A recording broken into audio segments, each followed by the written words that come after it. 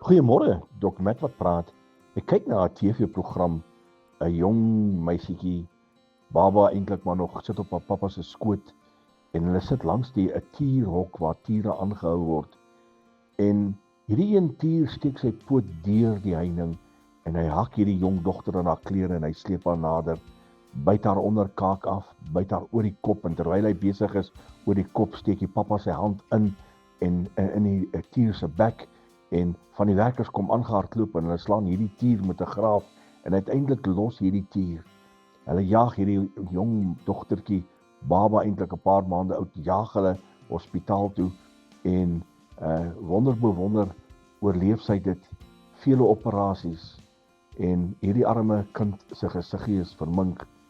16 jaar later besluit hierdie meisiekind, ek gaan nou nie meer vir operasies nie. Ek het nou genoeg gehad.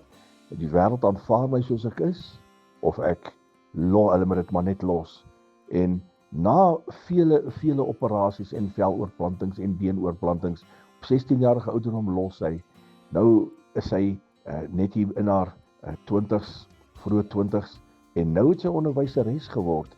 Kinders vra vir haar, as hulle begin by haar in die klas, wat het gebeur? Dan sê sy, 'n tier het my gebyt. En dan aanvaar hulle dit en hulle gaan maar net aan. En ons sit baie keer dan sê ons, Jesusie, daar's fout met my liggaam. Ek kyk hoe lyk ek, die mense hou nie van my nie.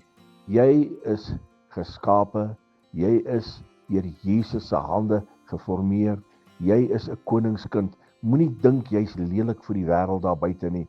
Solank dit van binne af mooi is. Hierdie meisiekind was van binne af so mooi sagte geaardheid gehad. Ek wil vir u sê, maak net seker jy is van binne mooi. En as jy van binne mooi is, dan trek jy die mense aan. Jy is nie lelik buite nie. Verseker nie. Moenie dit vir jouself sê nie. Jy is 'n koningskind. Tel jou kop op en moenie minderwaardig voel hoe jy lyk nie. Jesus is jou pappa, jou koning en hy is die een wat jou gemaak het. So wat sê ek vandag vir jou? My liewe vriend, Jesus is die een wat jou mooi maak. Mooi van binne. Herlewingsgroete.